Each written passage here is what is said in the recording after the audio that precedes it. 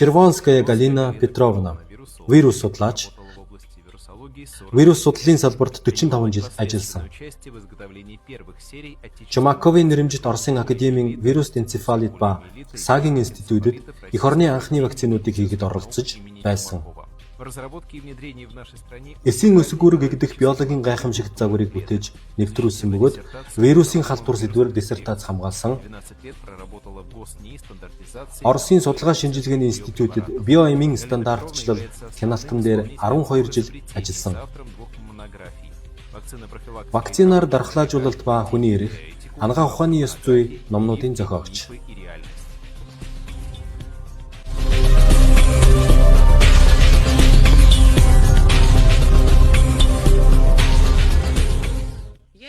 Би хэнд ч зөвлөгөө өгдөггүй. Танд ч зөвлөхөөр ирээгүй. Харин та бүхнээс гуйхаар ирлээ. Миний эхний хүсэлт бол төр хэмлэгт няраа хүүхдүүдийг дахиж хизээж битгий вакцинд авчээ. Хоёрдугаарт ямар ч тохиолдолд сүрээ илрүүлэх мантуугийн сорилыг битгий тавил да. Энэ урлын шинжилгээ нь аль хэдийн хоцрогдсон учраас гадны улсууд биднийг шоолцоож байна. Мантуугийн сорилоор хуурамч эерэг хариу гардаг. Төр хэмлэгт хүүхдүүдийг сүрээгийн вакцинаар шүршдэгч сүрээгийн халдвар манайд хамгийн их тохиолдсон хэвээр л байна. Сүрээг вакцинаар удирдах болдог юм бол яагаад юм бэ? Энэ нь сүрээгийн вакцин байхгүй гэсэн үг. Энэ талаар би их удаан бодсон. Вакцины хяналтын институтад ажиллаж байхдаа би докторийн диссертацаа хамгаалсан юм а. Энд би та нартай зүгээр ярилцахаар ирсэн гудамжны хүн бишээ. Вакцины мэргэжилтний хуваар энд ирлээ. Намайг хаанч мэргэжилтний хуваар урьдаг юм. Үннийг шууд хэлэхэд Червонская Галина Петровна би хизээч вакцины эсрэг биш. Миний бичсэн товлолт вакцин бол 20 дугаар зууны ангаахын алдаа ном бий. Антибиотик ба вакциныг хэрэглэхдээ маш ухаалаг байх ёстой. Нөгөө талаараа эдгээр нь бүтээл биш нээлт. Бүтээл нээлт хоёр хоорондоо ялгаатай. Яагаад гэвэл Эдвард Женнер вакциныг бүтээгээгүй. Тэр хэсэг хугацаанд үнээ саалчдыг ажиглаад гар дээр нь цэврүү үүсвэл цаашаа цагаан цэцэг өвчнөөр өвдөхгүй байгааг анзаарчээ. Үүнийг тэр 30 жилийн турш ажиглажээ. Эрүүл мэндийн яам нь ажлаа хийдгүү мөртлөө манай хүүхдүүдэд туршилт хийхийг зөвшөөрч байна. Эцэг эхэнд туршилт гэж мэдлэггүйгээр тариулахыг зөвшөөрцгөөж байна. 10 хотын хүүхдүүд дээр гадаадын Смит Клиан фирм шинэ вакцины туршилт хийчихсэн. Үүнийг анх Волгоградын шүүх мэдээд таслан зогсоожээ.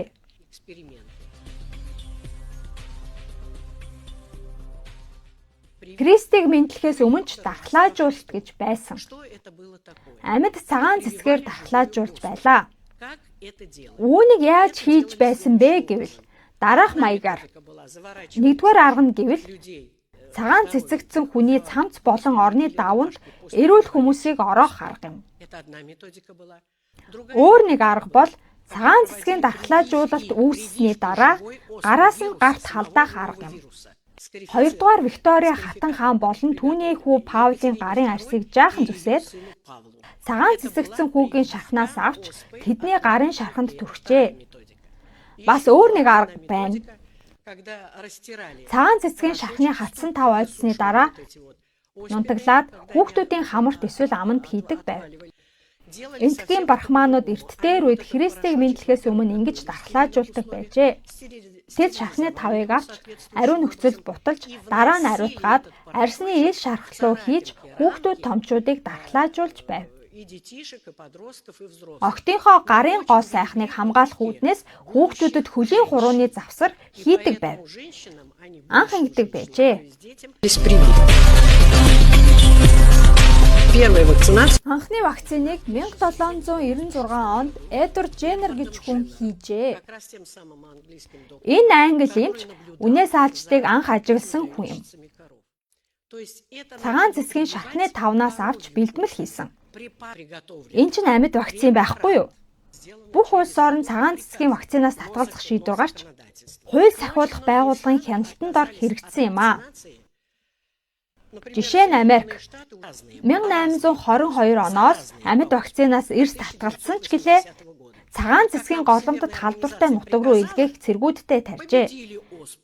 Харин манай Оросд 1980-ад он хүртэл цагаан цэцгийн вакцин хийгдсэн. Баримт бичигдээр 1936 онд зөвлөлт холбоотуулж цагаан цэцгийг ялсан гэж тэмдэглэсэн байдаг ба 1980 он хүртэл хүүхдүүдийг тарьж зэрэмдэглэсээр байлаа. 1980-ад онд ДНБ-с цагаан цэцгийг вакцингүйгээр ялж болно гэж үүрэг даалгавар өгсөний дагуу энэ вакциныг зогсоожээ. Халдвар төвчөнтэй тэмцэхэд хамгийн ихний шатанд урьдчилан сэргийлэлт сайн хийх нь чухал байдаг. Гэтэл энэ нь аажмаар хоосон мэдүүлэг ерөнхий лозун болсноос яг үнэндээ хүн амын эрүүл мэндийг идэвхтэй хамгаалахаа зогсоосон. 20 дугаар зууны Оросын эрүүлийг хамгаалах ажлын түүх СНС. Академич Олег Шепин. ДНБ-тэй ч бас харьцаж болохгүй. Энэ бол дээд чатны байгууллага биш. Олон асуудлаар тэр дундаа вакцины талаар тэдэнтэй харилцаад хэрэггүй.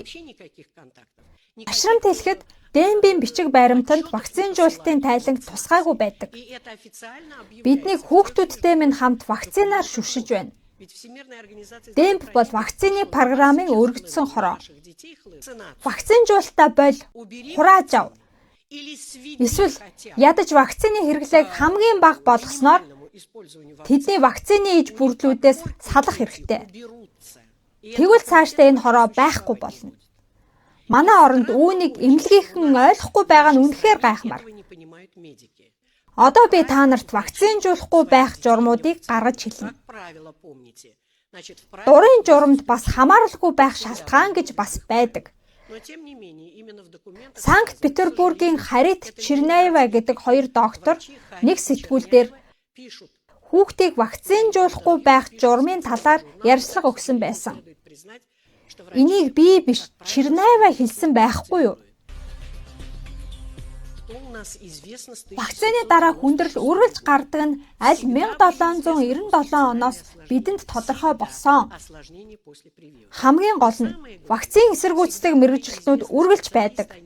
Бүр эрс эсэргүүцдэг хүмүүс ч бий.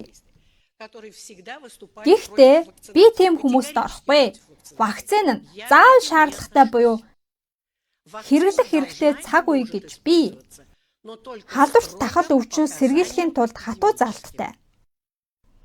Хэрвээ аль нэг газар нутагт тахал өвчин гарвал жишээлбэл хөхөөл ханиад гарсан газар тэнд байгаа өвчтнүүдтэй хавталтай хүмүүсийг л вакцинжуулдаг. Хоёрдугаарт вакцинжуулж болохгүй эсрэг заалт гэж би. Нийтээр нь толгой дараалан вакцинжуулж болохгүй. Учир нь вакцин бол эмийн бодис. Төрөх эмнэлэгт байхаас нь эхлээд 10-аас 15 вакцин тарьж дархлааны сүрэл авчилж байна. Ямар ч дархлаа алга болно. Ингэж нийтээр нь вакцинжуулбал эцэст нь дархлааны системийг сайжруулгаа гэж зөвлөлтийн үеийн профессор Либов бичсэн байлээ. Тэр өөрийн брошюрын хит хитэн хуудсан дээр энэ талаар болгоомжтойгоор тайлбарласан байгаа. 3 дахь категорийн хүмүүс нь амьд вакциныг хүүхдэд хийхийг эсэргүүцэж байсан, одоо ч эсэргүүцэж байгаа, цаашдаа ч эсэргүүцэх хүмүүс. Тэд томчуудад хүртэл зориулж хэвлэлт гаргадаг. Эцэст нь 4 дахь категорийн мэргэжилтнүүд байдаг. Хүүхдүүдэд дөнгөж төрсэн цагаас нь сүрээгийн БЦЖ вакциныг тарихыг эрс эсэргүүцдэг хүмүүс. Ийм сүрээгийн эмч хүүхдийн эмчнэр олон бий. Тиймээс би та бүхэнд 200 жилийн турш албан ёсны төв хэвлэлээр гаргасан мэдээнүүдийг танилцуулах болно. Галина Петровна нь вакцины гач нөлөөний талаар маш олон материал цуглуулсан бөгөөд ямар ч вакцин нь зайлшгүй сөрөг нөлөө өгдөг ба аюултай байна гэдгийг нотолсон. Хүүхдэд вакцин огт тарихгүй байх нь дархлаа нь сайн байдаг төдийгүй том болоод ч эрүүл байдаг гэдгийг эрдэмтэн хүний үднээс мөн 3 хүүхдийн амьдралаар баталсан ээж эмээ хүн юм. Би вакцин гэж мэддэггүй гинхэн амьтан байлаа. Намайг бага байхад их сайхан байжээ. Бидэнд хизээж вакцин тарьж байгаагүй. Би юусоо цагаан цэцэгтэйгүй. Ээж аав ойрын хамаатнууд маань хүүхдүүдээ хизээч вакцинжуулж байгаагүй. Өвөө маань жинхэнэ бурхнаас зайсан эмч хүн байсан бөгөөд тэр бидэнд ингэж нөлөөлсөн юм аа. Би Эдвард Женнерийн дүрмийг сонсоод миний хүүхдүүд ачцээ 30 нар маань ч бас ямар ч вакцин тариулаагүй. Гэлээч бид амьсгалын замын өвчин гэж мэдэгчгүй. Бидний нас гойддгүй байсан. Энэ талаар бид юу ч мэдэхгүй.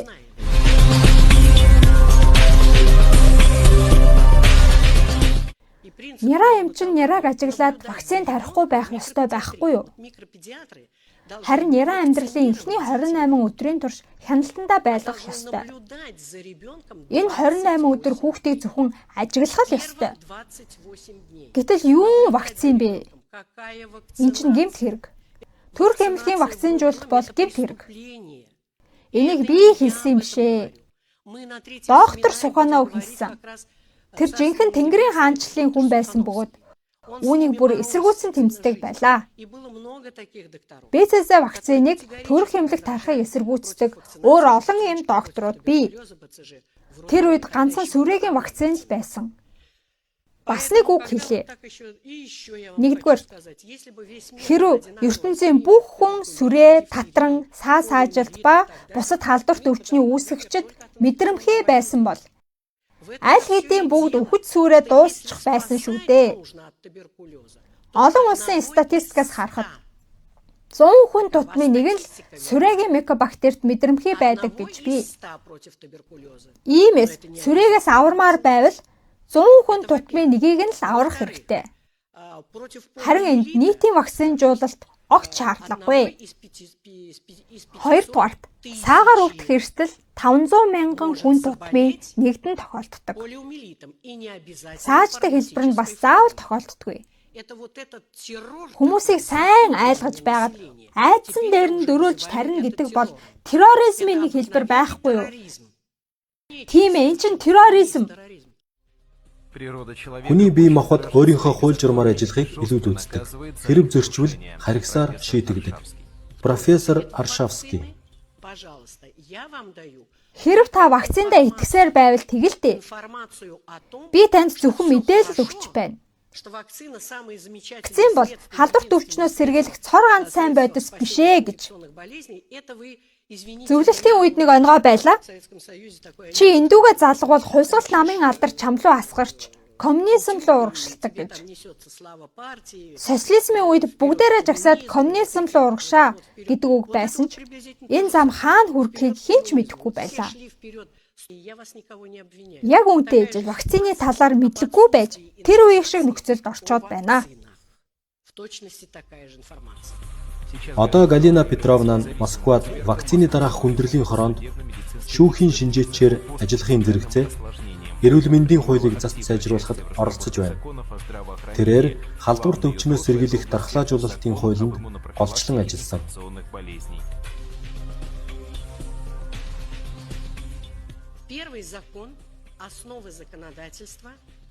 Нэгдүгээр хууль. Иргэний эрүүл мэндийг хамгаалах хууль. Энэ хуулийг тогтоох үндслэл байсан. Улс орондоо өөрийгөө хүндэтгдэг хүн бүхэнд зориулж эмнэлгийн ямар ч үйлчлэгээ сайн дурын үндсэн дээр хийгднэ гэсэн хууль гаргасан юм а. Ямар ч үйлчлэгээ нь сайн дурын байдаг. 15 наснаас дээш хүүхэд эмнэлгийн ямар ч үйлчилгээнээс өөрөө бие даан татгалзах эрхтэй болно. 1998 онд эмийн бодисын тухай хууль батлагдсан. Вакцин хизээч эмийн бодис биш гэж үздэг. Цорын ганц улс бол манайх байлаа. 1998 оноос вакцин гэгч биологийн бэлтгэлийг эмийн бодисын жагсаалтанд оруулжээ. Эцэст нь халдварт өвчнөөс сэргийлэх дархлаажуулалтын тухай хууль батлагдсан. Халдварт өвчнөөс сэргийлэх дархлаажуулалтын тухай хууль 1998 он. Та бүхэн үүнийг сайн тараах хэрэгтэй. 1998 оны 8 дугаар сарын 22-нд Оросын сонингууд дээр бичиж хэвлэгдсэн өдрөөс эхлээд хэрэгжиж эхэлсэн. Би бүх амьдралынхаа турш саас ажилтны эсрэг бий гэдгийг вакцины өмнө ба вакцины дараа тодорхойлж байлаа. Үүнийг хосэлцсны хууль гэдэг бөгөөд вакцин хийхээс өмнөх ба вакцины дараах хилцийг судалдаг.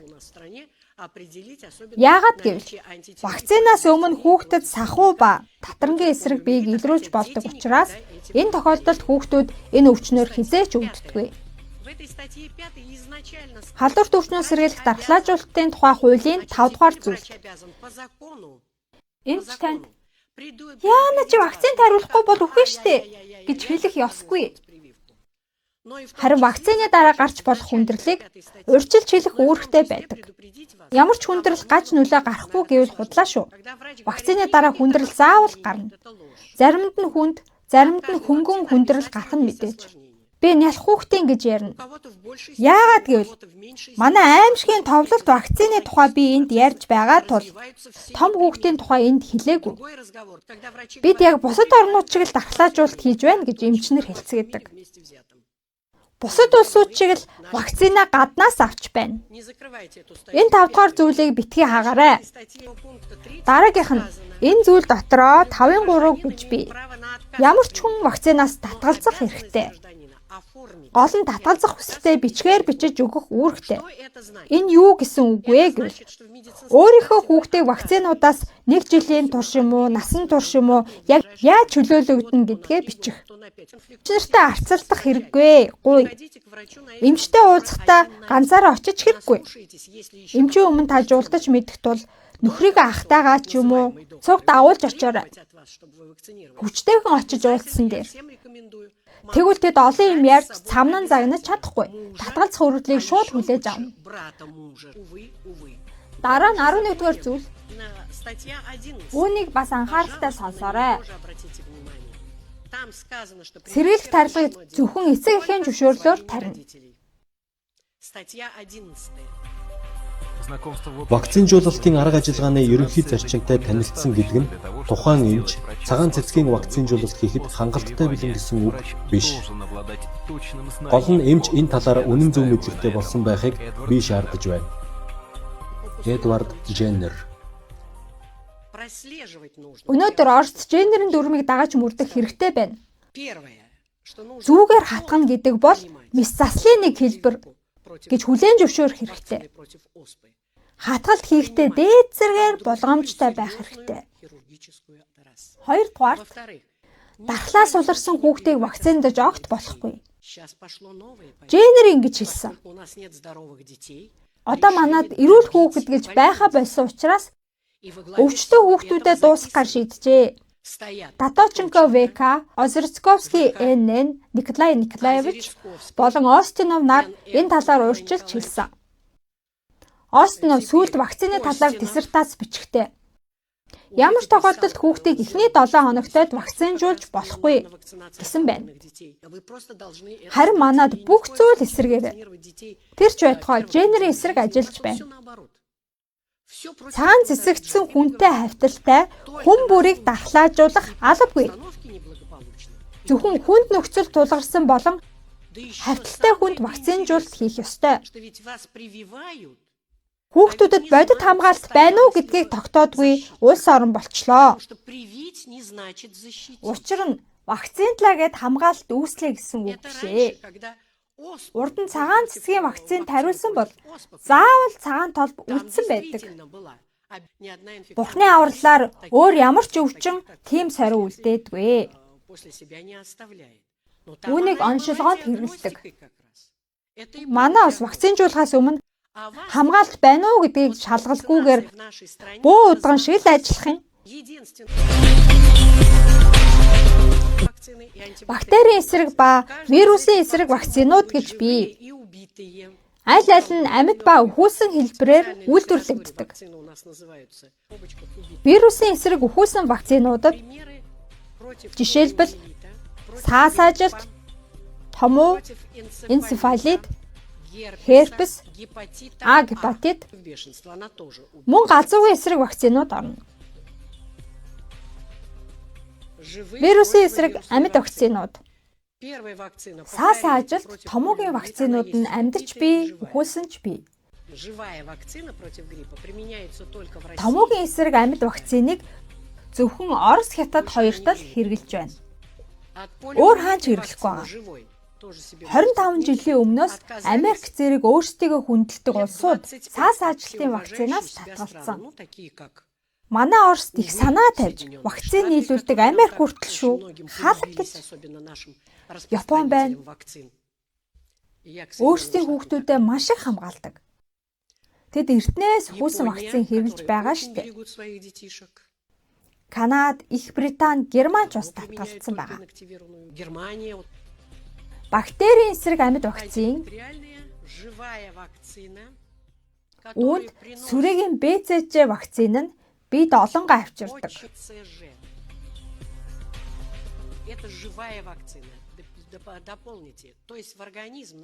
Энэ амьд вакцин сулруулсан. Ер нь ямар ч амьд вакцин сулруулсан байдаг л да. Гэвч амьд бактеритай. Энэ жин үгийг анхаарч бодох хэрэгтэй. Хэрвээ сүрэгийн микобактери амьд бол хаашаа орох нь? Хиний бие рүү орох нь? Хэрвээ микобактери нүртэмхий хүүхдийн бие рүү орвол сүрээгээр өвчлүүлэх нь. Бурхны авралаар 100 хүүхэд тутмын нэг нь л өвчлөдөг. Тэгвэл тэр 1% л аврах хэрэгтэй. Вакцин судлалыханд сахилга бат суулгахыг бурхан мартсан баха. Вакцинжуул гэхээс өмнө бодох хэрэгтэй. Тархиа ажилуулах хэрэгтэй. Дараах хавсарсан 3 хүчин зүйл байвал өвчлөл үүсгэх нь. Үүнд нэгдүгээр дархлаа суларсан хүүхдэд, хоёрдугаард амьд вакциныг, гуравдугаард энэ хүүхэд өөрөө сүрэн дүртэмхий байвал тэгвэл өвчлөл үүсгэх нь. Эсвэл томон дүртэмхий байж болно. Эсвэл саас ажилтан дүртэмхий байж болно. Бурхны авралаар хүн төрөлхтний ганц хувийн л сүрэн дүртэмхий байдаг. Ганц шүү. АКДС бактерийн эсрэг амьд вакцин. Бидний судалгаанд үндэслэн дараах дүгнэлт гаргаж байна. Дотоодын аж ахуйн нэгжүүдэд үйлдвэрлэсэн сахуу татрангийн вакцин нь хим биологийн ноцтой конгломерат бөгөөд хүүхдийн эрүүл мэндийн практикт маш аюултай байна. Оросын шинжлэх ухааны академийн профессор Юдин Ихэнсэн вакцинаар сэргийлэх ба хүний эрх сэдвт илтгэлүүд. А гэдэг нь хавсарсан гэсэн утгатай, К гэдэг нь хөхүүл ханиад, Д сахуу, С татран гэсэн утгатай. Үүнийг сулруулсан модификац гэнэ. Энэ вакцин нь заримд нь яахчгүй гайгүй байхад заримыг нь өвхөлт хүргэж болдог. Мөн АДС, АДСМ гэдэг хувилбарууд байна. Эдгээр нь өвчин дүртэмхий байдлыг сургадаг дундаж тоотой эсрэг төрөгчүүдтэй гэсэн үг. Хөхүүл ханиадны вакцин нь анхнаасаа л үр дүнгүй байсан. Гарсных нь маргааш энэ вакциныг амьтад дээр туршиж үзэхэд үр дүн муутай байсан гэсэн. Бас нэг мэрэгжилтэн огт үр дүнгүй байна гэж бичсэн байсан. Сүүлд нь энэ вакциныг туршилтанд орсон хүмүүсийн биеийн онцлогоос хамаарч янз бүр байна гэж бичдэг болгосон. Все вакцины, которые применяются в календаре прививок противовирусные, я о них специально вот отдельно говорю. Противовирусные вакцины против кори, против паротита, свинки, краснухи, вакцины живые. Все вакцины живые. Вирусын эсрэг вакцинууд.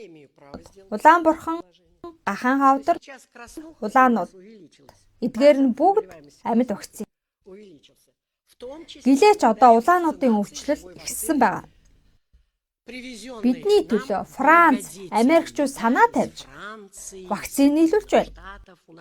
Юун Америкаас вэ? Бас юун өөр орнуудаас вэ? Лекцийн дараа над дээр хүмүүс ирж ингэж асуудаг л та. Галина Петровна, Оросын академич профессорууд хаана байна вэ? Энэ зөв асуулт. Сайн асуулт. Яагаад манайхан дарагдчихсан байна? Яагаад тэр Америкийн хүүхдийн академийн хөтөлбөрөөр ажиллаад байна. Американской академии. Яагаад манай дархлаа суларсан хүүхдүүдийг Это почему? Америкийн хүүхдийн академиас дархлаажуулаад байна вэ Что проводит в своих гэж Костино зоригтой бичсэн байлээ. что ослабленных детей Харин манай хүүхдийн академи хайцсан. рекомендует. Эдгээр юу зөвлөж байна? За би та бүхэнд урд нь амьд вакцин ба үхэлсэн вакцин гэж ярьж байсан. И, наконец, Эцэст нь 3 дугаарт ген инженерчлийн вакцин гэж бий. Вы понимаете, что я все это говорю? Это генно-инженерная вакцина против гепатита Б. Биднийг энерч нэгүүлсээд Б гепатитын вакцин бүтээсэн гинэ. Та нарт үүнийг зөвхөн дорожноос гаргаж авсан гэж итгүүлдэг. Талах бивний жирийн л дорож. Тэгсэн манаас ч хүү бүгдээрээ дэлгүүрлөө явж харцгаая л да гэж үлээ. Дорож нь гений өөрчлөлттэй шүү дээ. Ингийн байх ямар ч боломжгүй. Энэ дорожин дотор Б гепатитын вирусыг усарсан байгаа юм. Дорож тэгэхээр аль хэдийн гений өөрчлөлтөнд орсон байгаа үсттэй. Одоо бол ямар ч энгийн дорож гэж байхгүй. Ийм бодисыг хүүхдийн биелүү шахаж байна. Энэ бол туршилт. Орос хийгдсэн 3 дахь туршилт байхгүй юу? Яагаад гэвэл дөнгөж төрөхөд сүрээгийн БЦЖ вакцин тарьдаг. Францын товлолт вакцины календар дээр БЦЖ-г төрсний дараах эхний 1 сар дотор хийн гэж бичсэн байдаг. Энэ нь ядаж дээр штэ. Төр хэмлэгтэл биш шүү. Учир нь нейрон процесс эхний 1 сарын турш үргэлжилдэг. 2 дугаарт төр хэмлэгт хийгдэж байна. 3 дугаарт нийтээр нь хийж байна. Энэ буруу. Б гепатитын вакциныг зөвхөн насанд хүрэгчдэд, эрсдэлтэй бүлгийн хүмүүст л тарьдаг. Архаг Б гепатиттай эхээс төрсөн хүүхдийг вакцинтахгүй байх эсрэг заалттай. Өөрөөр хэлбэл HBS эсрэг төрөгч эерэг ихээс хүүхэд нь магадгүй төрлөхөөсөө халдаа төрсөн байж болно. Тэгэхээр хүүхдийн цуснд аль хэдийн Б гепатитын эсрэг бие эргэлдэж байгаа гэсэн үг. Ийм хүүхдийг вакцинтах хэрэггүй. Яах ёстойг бол би мэдэхгүй. Иймээс би жаахан бүдүүлгээр хэлье. Манай эрүүл мэндийн яам үүнийг цусаар дамждаг гэж үздэг болохоор тэднийхээр бол манай нүдний эмчнэр, мэс засалчид, бусад цустай холбоотой мэргэжилтнүүд бүгд харанхуй бүдүүлэг болж байна уу, те? Тэд ариутгал гэж юу болохыг мэддэггүй юм уу? Тэд нар өөрсдөө мэргэжилтнүүдтэй дамжуулан халдаачдаг, те? Та хэрэг мэс засалд орвол танд ч бас халдхан дамжиггүй. Ингэж л ойлголтохоор байна штэ. Ариутгал халдваргүйжүүлэх бүх үйлчилгээ хийгдэж байхад яагаад халдаад байгаа юм бэ? Гэтэл хэнийг ч хаанч халдаагаагүй. Энэ нэг вариант нь. Нөгөө вариант нь бол за би бүр бүдүүлгээр яриа уучлаарай. Манай охид төр хэмлэгт нэрэн оронд байхасаа л халдвар аваад байгаа тул хамгаалт хийдэг. Яагаад гэвэл төр хэмлэгт шууд бэлгийн хавьталд орохыг хичээдэг. Тэндээс бүр 20-30 партнер олцдог гэж байгаа. Ингээд хамаг дархлаа нь аль хэдийн дуусж байгаа юм гэж бодогдохоор. Харин хүүгүүд нь балиар хүүхнүүдээр зугаалаад л өөрөөр таамаглаж бодох арга алга. Ингэж л таахаар байна. Дөнгөж төрсөн хүүхдийг вакцинтах ямар хэрэгтэй юм бэ? Нийтээр эмгэнэлтэй байна. Энд чинь өөрөө ээлж дараас нь тарвган дахал гэсэн үг. Это трагедия, пустившаяся на здоровье наших детей. Орос хүүхдүүдийн хэдэн хувь нь ямар нэг эмгэггүй цоо ирүүл төрдөг талаа намайг асуухад манай нэг хүүхдийн эмч Баранов зөвхөн 7% гэж хэлсэн. Гэтэл өөр нэг няраа эмч Вячеслав Александрович Таболин болохоор юу гэжтэй манад 3-аас ихгүй хувь л ирүүл төрдөг гэсэн. Үгүй штэ. Хүүхдүүд бараг эрүүл төрдөг. Үүнд их баригч нар буруутай. Би энэ талыг нь баримталдаг. Товлолт вакцин тарьдгаас болж ийм болж байна. Хүүхдийн дархлааг нь сулруулж, эвдэж, төмөн ийм эмггийг үүсгэдэг. Вот такой проспект есть.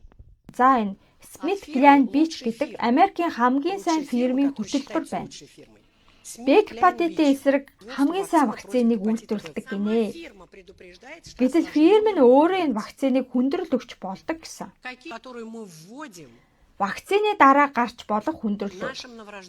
Судасны тархмал хатуурал, менингит, тулгуур хөдөлгөөний аппаратын хямрал, төв мэдрэлийн системийн гэмтэл, элэгний гэмтэл. Бекпатитийн вакцины дараа маш их хүндрэл гардаг гэж эмчнэр хэлдэг. Тэгээ та нар энэ талаар дуурал та. Би та нарыг засч өгөөд байна шүү дээ. Хэлдэг үгөө өөрчлөлцгөөлтөө гэж намайг хэлэхэд. Үгүй дээ Галина Петровна. Бид иймэрхүү фирмүүдтэй үргэлжлүүлэн ажиллахыг хүсэж байна гэцгээх юм. Гэтэл би тэтгэврт гарахаас өмнө энэ талаар ярьж хэлсэн шүү дээ. Аль 1980 оноос эхэлсэн. За энэ дархлаажуулалтын мэдээ сэтгүүл байна. Үүнийг эрүүл мэндийн яам өөрсдийнхөө ашиг сонирхолд зориулж хэвлээд эмнэлгүүд судалгаа шинжилгээний институт руу илгээдэг. За хардаа энэ сэтгүүл дээр вакцины гаж нөлөө гэж байна. Манай хүүхдийн эмч Барагинская Соколова 2 энэ гайхалтай авалгыг 1977 онд бичжээ. Идэвхтэй дархлаажуулалт ба вакцины дараах хүндрэлээс хүүхдийг сэргийлэх. Ганцхан Червонская би ийм юм бичээд байгаа юм биш. Өөр мэргэжилтнүүдийн ийм хэвлэл боршуурууд маш их. Номч бий.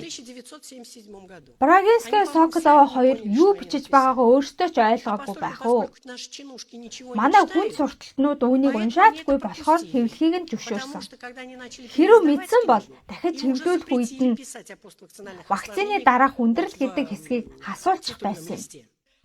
Нэмж хэлэхэд уг номны өмнөх үгэн дээр нь Сергей Дмитриевич Носов энэ ном бол бүх хүүхдийн эмч нарын ширээний ном байх ёстой гэж бичсэн байдаг. Яагаад гэвэл вакцины дараа баг зэрэг халуурахыг хүртэл хүүхдийн эмч тооцож үзэх хэрэгтэй.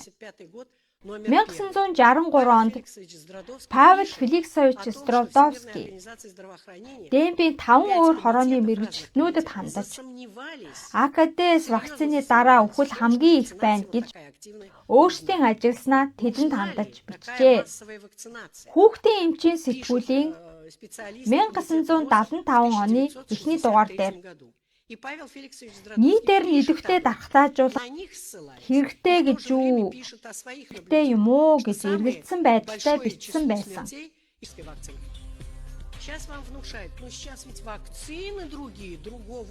Шал өндөр түвшний вакцин гэж бидэнд сурталчлаад яг үндэ зөвхөн хог дээр аях гэж байснаа л илгээдэг. Бидэнд л сайныг илгээдэггүй. Нэг ч фирм бидэнд өөрсдөө хэрэглэгээ илгээдэггүй. 1980-ад онд Америкт АКД-с вакцин үйлдвэрлэдэг 3 фирм байсан. Үүнээс 2 нь үйлдвэрлэхээ зогсоосон. Яагаад гэвэл вакцины дараах гаж нөлөө их гарсан тул шүүхийн нэхэмжлүүд их цугларсан. Тиймээс фирм татгалзах хэрэгтэй. Яагаад гэвэл даатгалынхаа мөнгө төлөхгүй. Харин манайд хинч даатгалд хамрагдаагүй. Манай өдөр даатгадаагүй. Манайд Францын бузар булаа ирдэгч хинч даатгадаагүй. 2005-аас 2006 онуудад Францад АКД-с вакцинаас болж 15,000 хүн хохирсон тухай гомдол шүүхтэр цугларсан. Гэтэл тэнд 15,000 хүн хохироочсон вакциныг энд амжилттай зөөгөөд ирдэг. Үүнийг туршилт гэж хэлэгч зөөлдөд байна. Манай 10 хотод шинэ вакцины туршилт хийчихсэн гэж албан ёсоор мэдэгдсэн. Smith Glen Beach ийм вакциныг манад улаан шугамаар оруулж ирдэг. Намайг хяналтын институтэд ажиллаж байхад Башкираас нэг захидал ирсэн юм аа. Үүний дагуу би хянагч Озерсковскийд дархлаас үл хүүхдүүдийг яаж вакцинжуулж болж байна гэж хэлсэн. Харин хяналтын институтэд ажилладаг Озерсковский яах гэж вакцин тарьсан? Ямар ч шаардлагагүй шүү. Би 5 ач хүүхдээ нэг ч вакцингүй гэдэг байгаа. Тэгэхээр тэд энэ хүүхдүүдэд гадаад вакцинаар туршилт хийсэн гэсэн үг. Ялангуяа Осерчковский өөрөө туршилт хийсэн гэсэн үг шүү. Одоо би та бүхэндээ манай хүүхдүүдийн эрүүл мэндийг сүйтгэдэг хамгийн муу вакцинуудыг дурдъя. Сүрээгийн БЦЖ-гийн хүндрэлүүд, төв мэдрэлийн системийн гэмтэл. Манай хүүхдүүдээс тэнгүүдийн армийг маш идэвхтэйгээр бэлтгэж байгаа биз?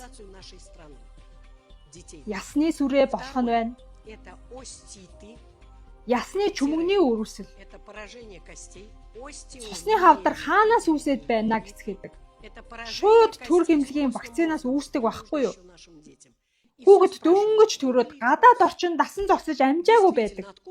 Зарим нь 7 хоногийн дараа, зарим нь 1 сарын дараа л дасан зогсож эхэлдэг. Цааш нь ямар хүндрэл байна? Лимфаденит. Энэ нь тунгалгийн булчирхай цочиж томорч эмзэглэлтэй болохыг хэлнэ.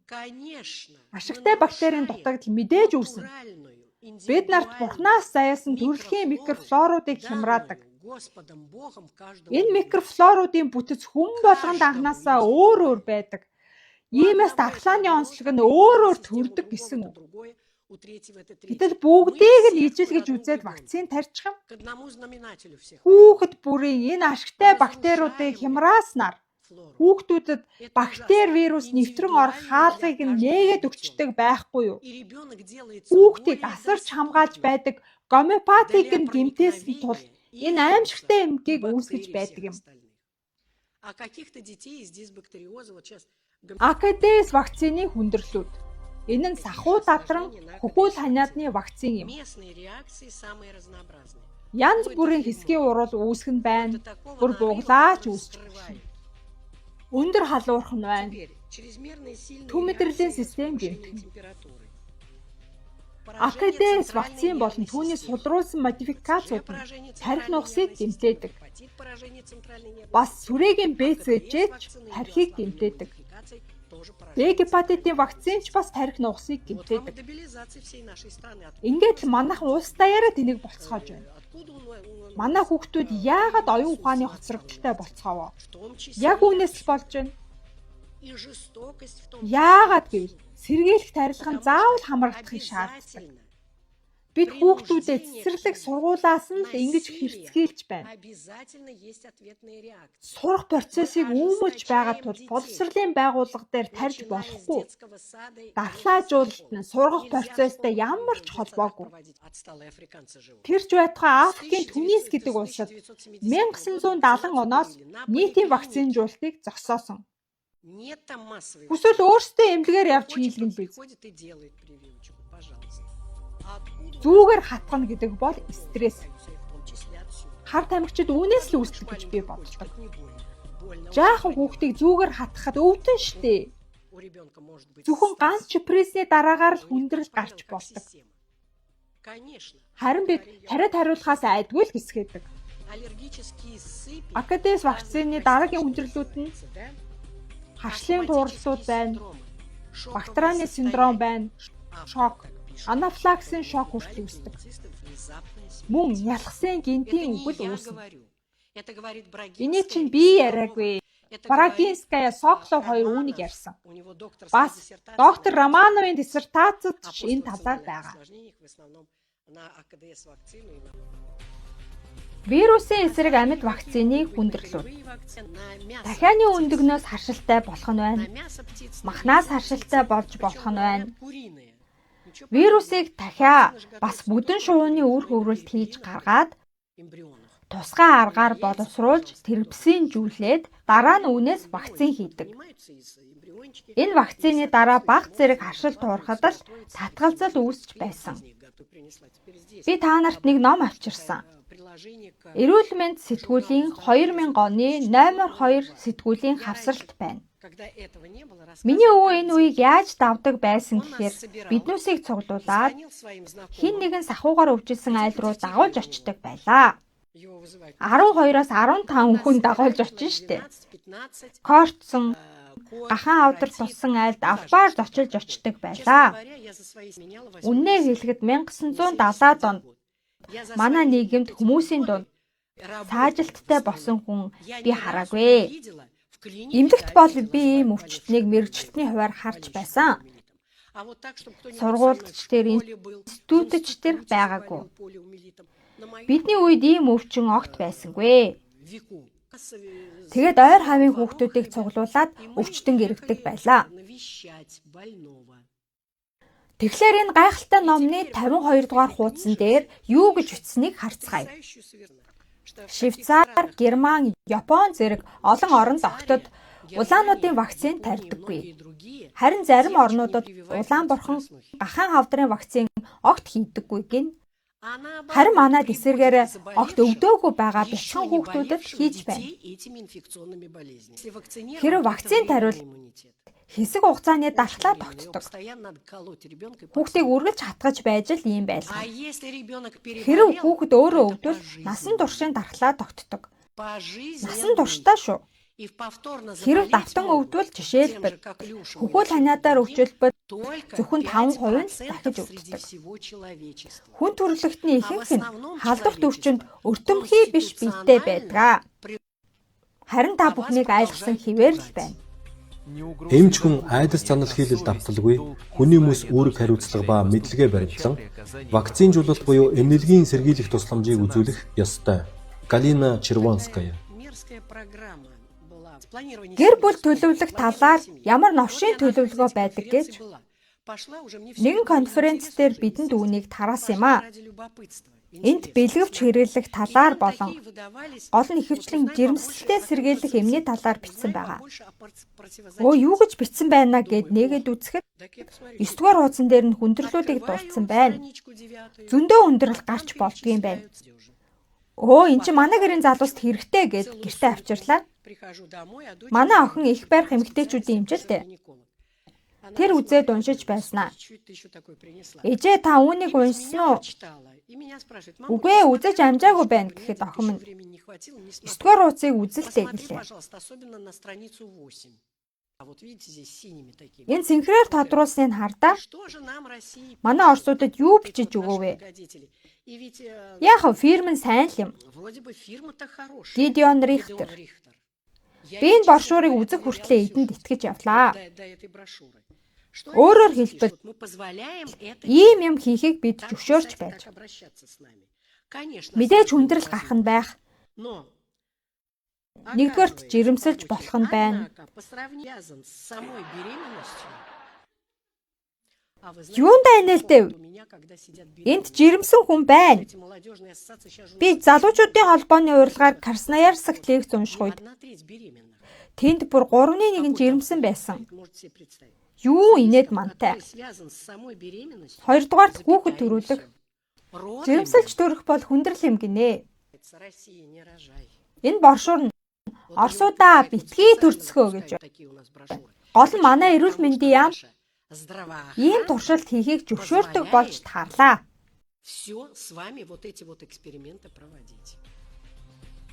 Улсын сайн сайхан байдлыг үнэлэх орчин үеийн шалгууруудын нэг бол иргэдийнхээ эрүүл мэндийг анхаарч ажиллах чадвар юм.